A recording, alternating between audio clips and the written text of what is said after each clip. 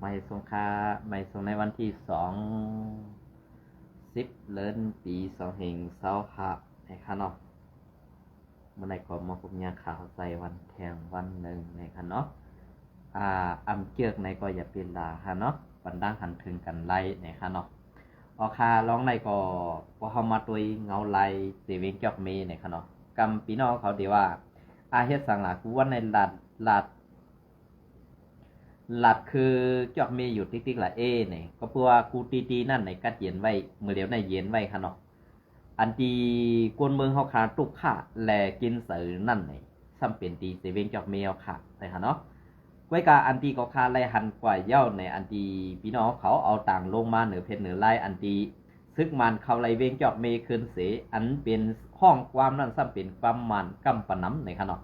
ไอ้จ้องว่าเวงจอกเมในเป็นเวงอันมันขึ้นขวัญเวงหนึ่งในขนาดอ๋อค่ะอันไหนก็คาเฮาใส่วันไข่ผักถึงอีกหนึ่งขนาดอันเป็นพี่น้องใต้เฮาคาและสังอันเป็นกวนใต้เฮาคาและสังในขนาดอันห้องความมันเหไปตอนฮับมันอยู่นั่นในอันหลังเฮือนคาอันหลังเฮือนสูเกินเยโกนเมืองแหล่เฮือนจ้องหมุนเตาไรลูกไว้นั่นเป็นซึกมันนะครับไว้กาเขาขาดติดตอนทับมันเฮ็ดสังหลาอันว่านั่นก็เพื่อเขาเป็นเจ้าอาณา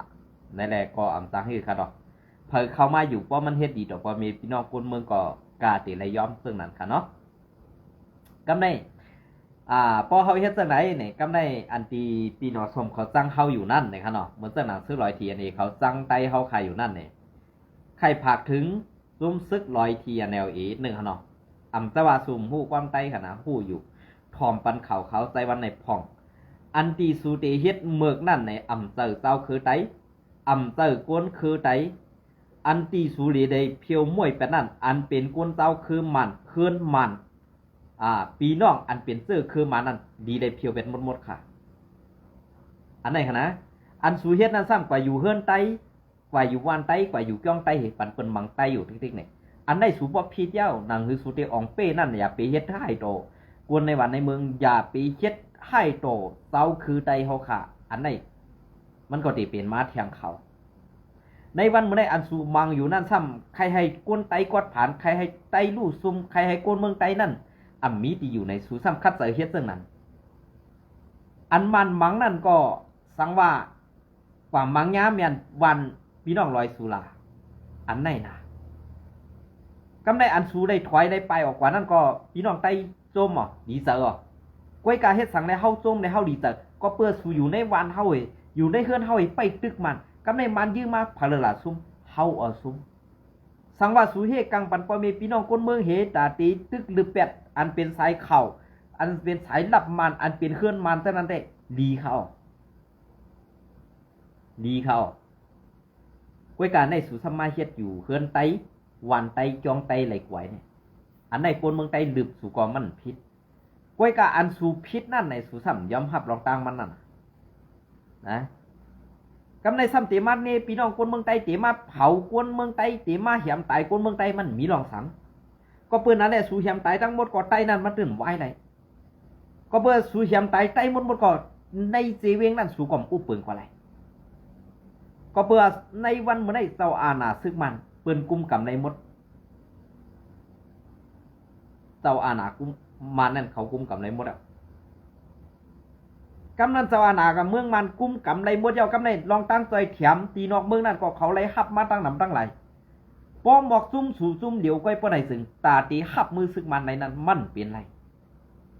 ก็ในอันซึกต่อสู้ผู้เมืองไม่ซึกมันนั่นมันมีเปลี่ยนหลายซุ่มค่ะในเมืองห่มกลุ่มมันนั่นว่าเกาเฮ็ดเมื่อเฮ็ดเกาเฮ็ดเมื่อเฮ็ดเฮ็ดมือเดียวกันค่ะเลยเฮ็ดเกาเฮ็ดเมื่อกึดเกากึดเมื่อเฮ็ดเกาเฮ็ดเมื่อกึดเท่ไหนดูสิอันนี้ผมว่าใครให้เฮียงกวนซึกและเฮียงเศร้าคือนั่นอ่อนๆก็ไว้เจอตาติเป๊ะตึกซึกมันให้ยุกย่อมอ่อนๆกว่านี้มันเปลี่ยนไรค่ะนะมันเปลี่ยนได้ก็เปิ้นนั่นแหละมืออันเฮียงมันอ่อนๆเรื่องหือเปิ้นหมังทางเมืองยางรู้ซุ่มหนำหมังเมืองใต้ปะของรู้ซุ่มหนำกำลื่นสุดมาเวงลาเซียว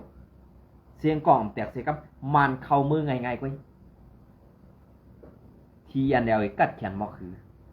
ทีอันเอลมีเฮียงซึกหมอกคือท TNLA มีนาตีอุปเปิงหลายเมืองเย่าเปลี่ยนกวนเจ้าคืออ่อนซ้ำใครนาตีปีเนี่ยเหมือนเจ้าหนังว่านั้น2ไล่ลอกไล่ไปมักมีสูซ้ำคือตันเหมือนว่าคือเนี่ยอันไหนดีได้ว่นะกำในผากถึงจุ้มทึกลอย TNLA นึงพอสูตึกวนว่าไต้นั่นเป็นสายสืบปันซึ่งมาแหละบันเฮียงกำแถมมานอยู่ปะไหนอันนั้นสูตึกวนพิษเทียงอยู่ว่าตึกวนพิษเทียงก็เปิดนั่นแหละอันสูวนพิษนั่นเองขึ้นบนมีขึ้นในวันเมื่อได้อันตีเขาคายามลาดไว้ว่าปึงห่มอย่าฮักผือซื้ออ่ำคบผ้าผ่าในวันเมื่อได้ซื้อเด่มคบสุยอไว้กาผ้านั่นซ้อมผ่าหูสุดที่เดียครับไหนกินเนื้อเฮือนซ้ำขี้หรือหลังคาน่ะซ้ำบาใครใดใต้ซ้ำบาใครอุบเปิงในนาทีเมืองไต้ซ้ำเป้กินไต้เนียกกินไต้เจ็ดยากคู่ของเฮือนไต้อุกจะสภาวะในนาทีวันไต้เสื้อไหนเปลี่ยนเสื้อหือในวันไหนเสื่อมคดผ้าผายาวคำละเสือนั่นมันอ่ำคบสู่เย้าในวันเมื่อไหร่ก้อยกาผ้านั่นซ้อมผ่าหูสู่ทิติก็เบื่อเฮ็ดพิษมากขนาดนะกำลืนสุดมาเหมือนเส้นหนังซึกร้อยเทียนก็ซุ่มกั้นนาทีกว่าที่เดียซุ่มกว่าที่เดียกำในตาตีอุบเปลืองไรเวียงนั่นเวียงในเอินมานั่นเวียงน้ำสันก็เต็มไรอุบแพงกว่าขาไปด้วยค่ะเลยสังบาไรอุบเปลืองในป้อมแค่เลี้ยงปันซึกบานพอแค่เลี้ยงปันซึกบานก็ตื่นตีเลยว่างคือตั้งหมดขาซึกร้อยเทียนตื่นมีเงามีหักมันนะตื่นมีเงามีหักมันขาในวันนี้สังวาตกซุ่มกว่าที่เตีเนี่ยอันตาเต็มพวกซุ่มนั่นในเขาตัวเด็ดติดกึดหมก20%อะไรเงี้ยในหัวปาก%ในกึด20%แกอันเต็มลุ่มกว่าเลยกำเนิดใน20%ในอันหับแข็งตามันซ้ำตีมีหลายซุ่มนานนี่กำเนิดซึกคางตีหับแข็งตาซึกมันแทงห้าอำไปค่ะในวันเมื่อไรซึกคางพอตีอะไรอยู่กัดเย็นก่อนกำเนิดซึกคางในมันตีให้เฮียงมันอ่อนๆซ้ำกว่าพอกนาทีได้เหลียงพอกว่าพอกนาทีใต้เหลียงซึ่งหือหลาในกำในมาในเดียวเชียงซึ่งในเทียมเข้ากว่าในนาทีใต้เหลียงไทยจุ่ม PDF ในซ้ำตีหีบเข้าทางตั้งหนึ่งเนี่ยอันนี้เป็นแผนการมาน2ตัวมาควบกันแต่ว่าซึกขังตีไรเปิ่งในเมืองมันกัดเย็นอ่ำเปลี่ยนไรครับสังว่าซึกลอยกว่าเย้าในผู้ใดซื้ออันตีปอกเป็นมาอ่ำค้างก็ใต้เหลียงในตื้นตีเลยครับเพราะว่าใต้เหลียงในเลยครับไต้เหลียงในอ่ำไรลงอ่ำไรยื้อผายมันเพราะว่ามันอ่ำยื้อเขาก่อมยื้อมันเพราะว่าคางเขียเอี่ยมยื้อเขาปีเดียบยื้อเขาก่อมยื้อ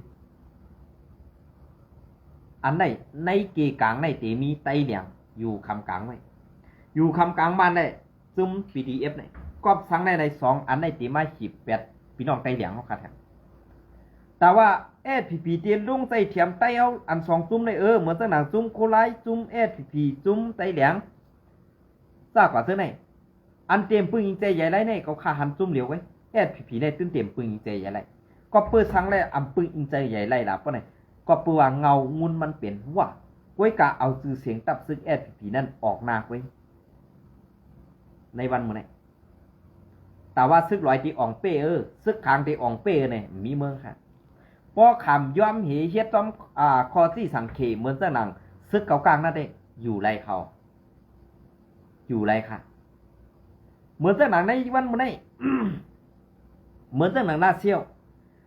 ยวในมันเปลี่ยนป๊อดอ่อนตอนนึงนั่นตั้งไรเฮ็ดบัดปองตีนหืมมาดปองตีนเก่ากลางหืออำนั้นวัดประจำตัวเก่ากลางเขาเฮ็ดปานนั้นที่อันลาเซียวครึ่งนึงนี่ขึ้นกว่าเมื่อดังเซนวีเนี่ยเป็นนาทีเก่ากลางเขาตีไรเฮ็ดไม้พางปันบ่มีพี่น้องคนเมืองเจ้าคือไตเขากำได้แต่ว่า SPP เตกว่าฮัดแข็งตาในนาทีนี่เป็นเมืองไต้เฮาดีกว่าสารคัดซุ่มมาเตสารคัดซุ่มเก่ากลาง SPP ก็ฮัดค้าในวันมื้อนี้เพราะว่าSPP ฮัดนี่ก็ด้วยแหละซื้อเก่ากลางดำเขาถึงหลายSPP ดำฮัดตอบแทนขึ้นกะหือกำเนิดสุดว่าเอาลองอุบโอกันกับแกลีดกันกว่าแกตีเมืองว่านั่นมันเป็นปู่ย่าเมืองเฮาSPP ซ้ำเลียนเขากว่าฮู้ตั้งฮู้ว่าเปิ้นมาญาติเถียกเอาวันเมืองเฮาตาตีให้มันยอกย่อยตาตีอะไรอุบเปิงเก็บขอนย้อนขึ้นกินข้าวไล่รอนๆเดียวๆนั่นในSPP เขาตึกกะไรยุกกอกหมอกกะกันโตอันเป็นเงางุ้นFPNCC อันไหน2 สาขาไหน อเดมตอบได้ครับลองในพอเดมตอบได้ค่ะกำในเพราะว่าเฮ็ดไหนย่อไหนในนาทีอันซึกร้อยเทียนเนี่ยเขากุ้มกำไรนั่นค่ะนะกำในอันเขากุ้มกำไรเฮ็ดเตอร์เฮ็ดมัดปองตีนซึกร้อยนั่นกำเลื่อนสุดมาถอยไล่เปียดกว่ามีเงาไล่สังมีเงาไล่สังมีการตกตึงสังก็ปัวเมืองลุงดุกในปอเตต่อสู้ให้ต่อสู้รองการเมืองโฮมการซึกปอต่อสู้การซึกหลายๆต่อสู้โฮมการเมืองมีเมืองละอองมันค่ะการเมืองในตีไรมีคนเมืองเข้าจิมจอมตีไรเอากลางเสือกวนเมืองแอบตัดจอมเพราะตีเอาการซึกจอมเพราะว่าในถึงกวนเมืองนั้นตุกฆ่าทอมเสียงกลางเสือกวนเมืองพ้วนว่าเกาตึกแขนเกายื้อแขนเกากัดแขนเกาเตียนถึงในเกาไหถึงนั้นกำเนิดสุดมาตั้งตุกฆ่านั้นตุกมาอยู่ที่กวนเมืองทั้งหมดซุ่มซึกเลยมาฮะซุ่มซึกได้เป้ก็ถอยกว่าไว้กับกวนเมืองนั่นซุ่มเหล่าเป้ก็การอะไรอยู่ที่นั่นซุ่มเหล่าซุ่มก็อยู่ที่นั่นก็ปัวเฮือนเขาตั้งอยู่ที่นั่นจังถอนเสาเฮือนให้กว่าปักไว้เหมือนตั้งนั้นเปื้อนเอาหมายมึงห้ามปักเฮ็ดปุ่งพังหางเฮือนหันเตออันนั้นค่ะเนี่ยว่าเขาขามาตัวเงาลายอันที่ในเมืองห่มกลุ่มมาแลมันยกจ่อยก่อยผิวแน่เนี่ยมันเป็นแผนการมาแลซุ่มเต้าคือนั่นเรียนซ้อมก้อยค่ะซุ่มเต้าคือเรียนซ้อมซึ่งคือล่ะกำในเหมือนตั้งนั้นในเมืองไต้ค่ะมันมีหลายซุ่มขนาดซึกไต้เป็นมีหลายซุ่มค่ะเหมือนตั้งนั้นซุ่มปิดซุ่มเจ็ดก็เป็นซึกซุ่มแอดผีก็เป็นซึกซุ่มคุไลก็เป็นซึก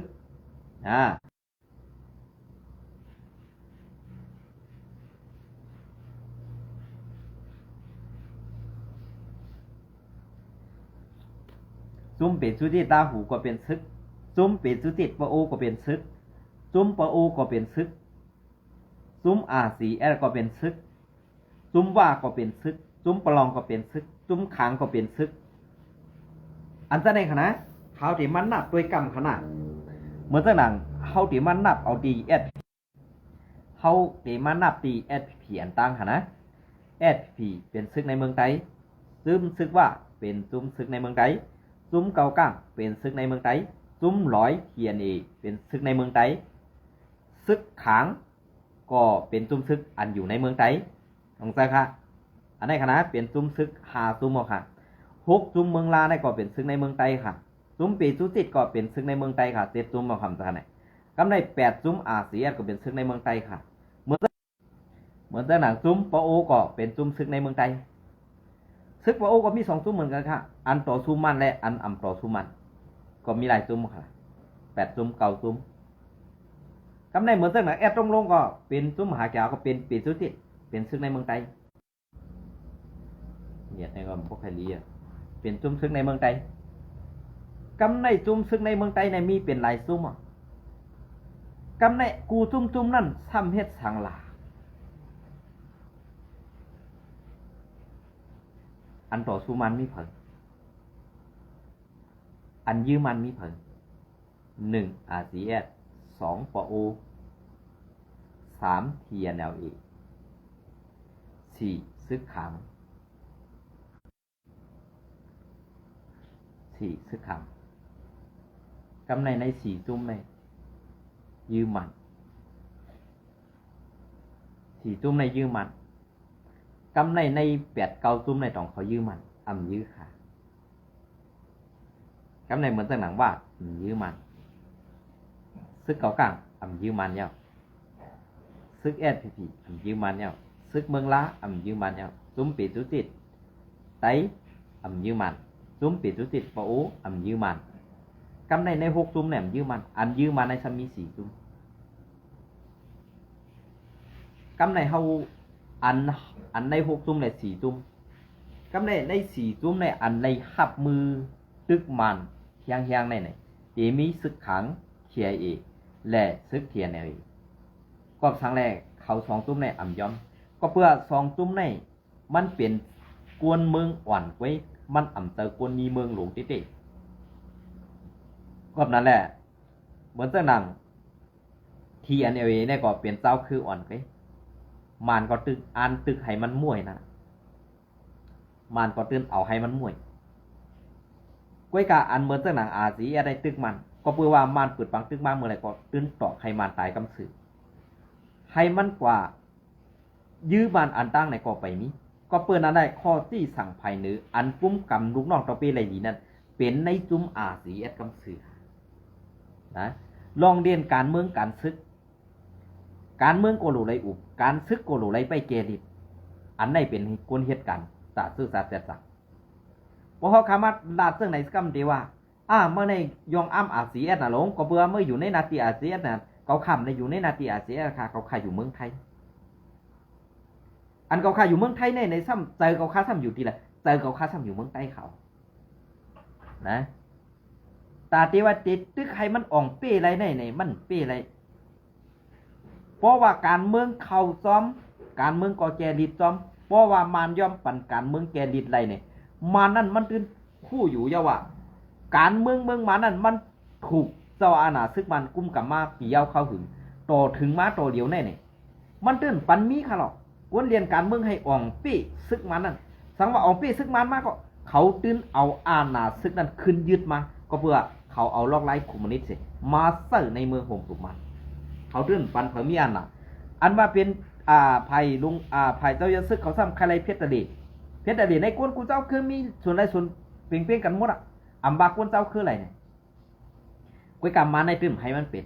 สังว่ามีส่วนใดเปลี่ยนกันเพราะในซึ่งไล่ใดอันมันลงบอกซึ่งมันเขาไล่นั่นเนี่ยตีมีพรดีตีลดลงกว่า3ปุ่นในตีได้เป็น3กิบในตีได้เป็น3กิบกำสือกำในอันที่มันเฮ็ดอยู่ในหมัก3กิบเนี่ยมันเอากว่าหมดมันปันเผยเขารู้ในวันมันพอเขาขึ้นมาทัดด้วยอันไหนในมันจะเป็นจุ่มมันเดียท่าจุ่มเฮาเงยเนี่ยอันไหนดูไรว่วนกล้วยค่ะนะดูไรว่วนกล้วยค่ะก็เพื่อการว่วนการเฮ็ดการสร้างนั่นมันจะมีเขา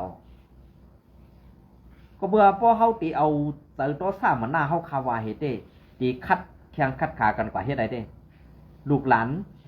อันใหญ่มากระสูงขึ้นมาให้อันลูกหลานเขาขาอันแบกกองให้ไปตึกมันอยู่นั่นตีตายหลายๆไว้ตีตายก็ผู้อ่อนหัวมีไปว่นนั่นไว้ใจห้ามใจไหนขึ้นว่นไว้ค่ะเพราะเอาอันว่าเป่าสดในก้อนนั้นก็ซ้ำดีแท้เมี่ยงเขาค่ะอันเป่าสดในซ้ำยอมเฮ็ดขี้คาเพื่อนฮับปี้กินไต้เฮาหนังเก่าค่ะเนี่ยนะอันว่าเป่าสดนะเป่าสดอันว่าได้มันหลูหู้ไล่เป่ามันหลูหู้ไล่สดเขาก้อยกาในซ้ำหู้เป่าสดก็ได้ไม่ก็เป่าเลือดก็สดเลือดก็สดอันนี้มันหู้ซึ่งไหนกันนะเพราะมันไม่ก็เขาหู้เป่าเหตุการณ์ไรสดเพราะมันกัดก็เขาหลูไรเป่าก้อยกาเขาหลูไรเมียงพื้นที่ให้มันกระเดียนก้อยกาเพเขียนนั่นอย่าให้ตกถึงคนเมืองกันนั่นเลยเพราะเขาขามาทัดด้วยซึ่งไหนเพราะไหนซึ่งพีเฮ็ดซึกมาในนับ10 ปีค่ะตีถึงปากปีไว้กามีสังดีพุ่นตาพ่อเมพี่น้องคนเมืองไทยอันเขาเฮ็ดไรเก็บซึกเมื่ออันต่างก่อเจ้ากวนเสือก่อตึกเจ้ากุนสาก่อตึกเจ้ายอดซึกก่อตึกกำในตีตึกกว่าถึงแล้วค่ะลองไปว่นอันตึกเจ้าคุณสารได้เป็นเจ้าปังผ้าอ่อนหูกำสืออันตึกเจ้ากวนเสือก่อเป็นไอจอสิ่งหรือเจ้าไอเท่าเทียนกำสือกำในปานเจ้ายอดซึกมาซ้ำเป็นผู้ใหญ่ก้นลงอันซื่อว่าเจ้าซอเมืองอันเป็นว่าเมืองตัวนั้นวันหูทูนาเปิดบางตึกซึกสื่อเมืองไตปอดของต่อลงมาถึงเมืองไตปอดตามเพอดีเทียงไรค่ะเพอดีเทียงไรค่ะลองได้มีเพอเทียงไรค่ะก็เพื่อนนั้นเลยอันเก็บซึกเอาไตกว่าอยู่นั่นในกว่าตายเจี้ยนเพื่อนงี้น่ะเหมือนเส้นหลังลอยพ้นเนี่ยนะเหมือนเส้นหลังลอยพ้นเนี่ยปังตึกลอยพ้นเนี่ยว่าก็ตายไตก็ตายอันคุ้มนาซึกขึ้นกว่านั้นเผาไหวลงมาตั้งหลังก้อยก็ปืนไปยื้อตายไปแล้วอันไหนก็ดีเสียหลาย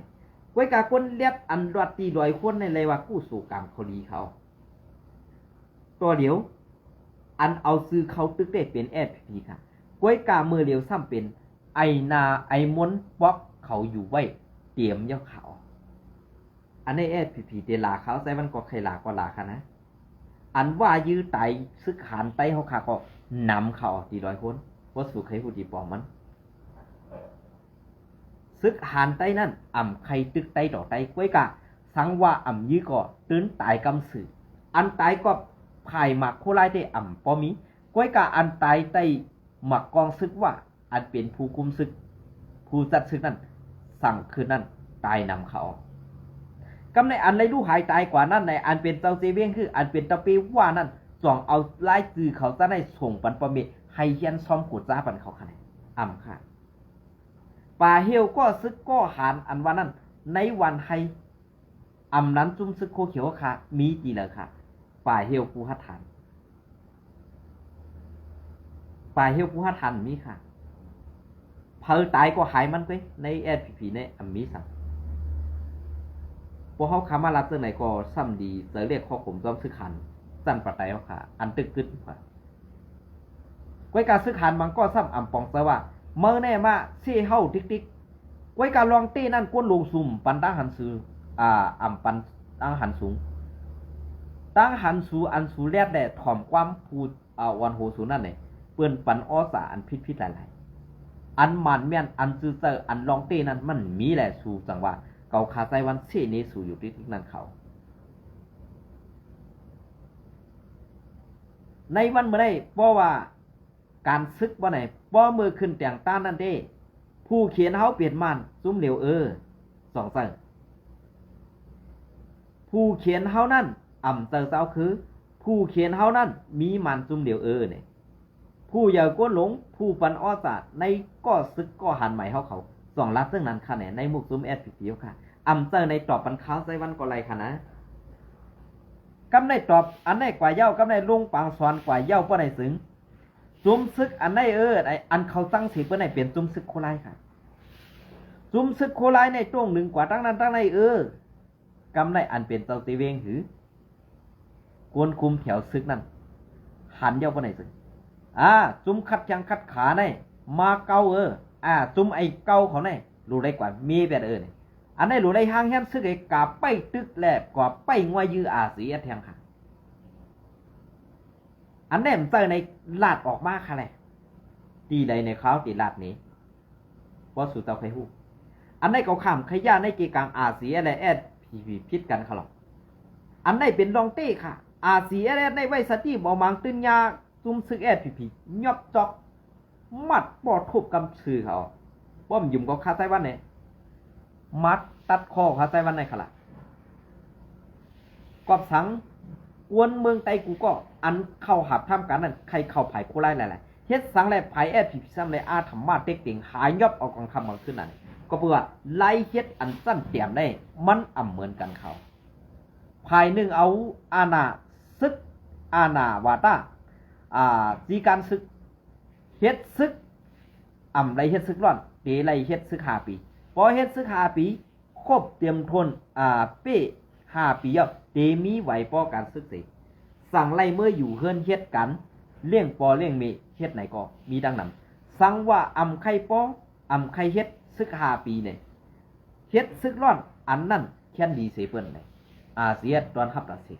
ไว้กาผีคารู้ซึก5 ปีซึก3 ปีมีเฮ็ดซึกเถาล่าหือเฮ็ดซึกต่อสู้สักปอตายค่ะตายเมื่อเลยเจ้าเมื่อนั้นตายเมื่อเลยไล่ปอเมื่อนั้นค่ะในซุ้มโคเขียวผีดองเซอร์คืออันไหนค่ะเปลี่ยนนั่นคือคาลาเพราะเขาคาใจวันลาดในมันก็แตกแรงดีอีกหนึ่งค่ะเนาะไว้การสู่เจ้าอย่างนี้ว่าเขาคาเป็นเซอร์โคไลเหไปลาไปป้องไปวางสู่อยู่นั่นเลยอย่าปีวาละค่ะนะก็เพื่อลองเพื่อในมันเป็นกอบผู้อยากคนลงสู่เตาเว้นในขนม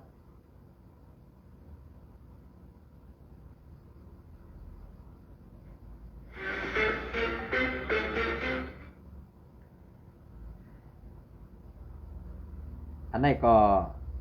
เปลี่ยนเสื้อเหอันนี้เขาก็ติมาตัวเองเงาลายจำกันผ่านแทงอินข่าวทีอินโฟเตรียมต่างไว้ในขนมลองสุกวนเก้าเมืองไตปอดของกันแต่ไหวเหตุกรรมหนึ่งก่อนนะครับเนาะไหวเหตุกรรมหนึ่งก่อน ค่าเข้ามาทัดด้วยในเดมีอยู่วันเดียวไว้ค่ะนะอันแอดพีอินโฟเขาเตรียมตังไผ่เขานั่นค่ะนะในสีเวงจอกเมนั่นก็กะในวันที่อันในค่ะนะกรรมค่ะนะติดด้วยวันก่อนวันที่1ค่ะเนาะ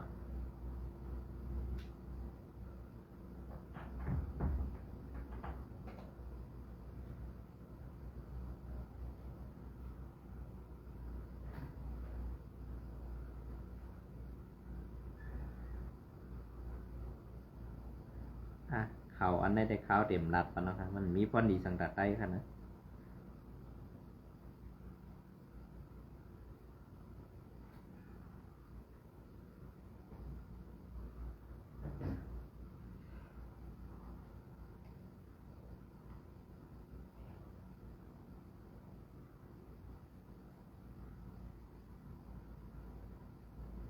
เอาค่ะอันนี้ก็เดี๋ยวเขาย้ำปอดกันในจีมาต่อแต่ใครในพี่น้องเขาปล่อยออดอ่อนปอดอ่อนตอนหนึ่งกันในกันขนอกมือผู้ก่อเตมาต่อยำใบวันก็เตมาต่อวันแทงคลิปหนึ่งนะครับตั้งช่อง YouTube ข่าวไต้หวันในขนอกแล้วก็ตั้งเพจข่าวลุงไต้หวันในลงมอนเซอร์ในเดี๋ยวลุงไว้ปันขนอกกลางในเจ้า1 ตอนตีเป็นตอนไว้วันแทง1 ตอนไหนครับอันนี้ก็ฝากพี่น้องเขาติดตามเขาปันแห้งเขาไต้หวันไหลซ่องตั้งในขนอกอันปันตาหันถึงมากก็ไหลปันตาหันถึงมากก็ดีในขนอกก้อยกายอยากเป็นด่าในขนอกอันคำพองซ้ำรัดก็ว่าปอตักมาตั้งเพจเฮ็ดสังแลซ้ำตอบดิกไทยมาในขนอกอันนั้นมันอ่ำตะค่ะอันนั้นมันเป็นตั้งเพจเขาจัดไว้ปันเฮ็ดไว้ปันในขนอกเพราะว่าพี่น้องเขาตักมาในดิกไทยอันไหนมันติขึ้นกว่าตอบปันไว้เรื่องนั้นในขนอกมันติขึ้นมาไว้มันติขึ้นดิกไทยนั้นไว้ว่าใหม่สุงค่าในขนอกใหม่สุงค่าเรื่องนั้นค่ะนะแล้วก็คำพองสมาเป็นใต้ซับผักเป็นทหารในอ่ำจะใต้ซับผักค่ะ1อันข้าวเอาลงไว้ในเพจเฟซบุ๊กของข่าวไต้หวันเพจข่าวลุงไต้หวันและลองมนเซอร์นั่นก็เพื่อว่าอันพี่น้องเขาตักมาเป็นข้อความตั้งส่วนตัวคือตั้งมาสินจานั่นข้าเขาตอบไล่นะครับเนาะก็เพื่อว่ามันมีที่ส่งมันข้าเขาหมอขานะครับอันนี้ก็ฝากให้พี่น้องเขาปองเสริมบันข่าวไต้หวันอีกนึงนะครับเนาะยินส้มในไม่ส่งกูก็ค่ะ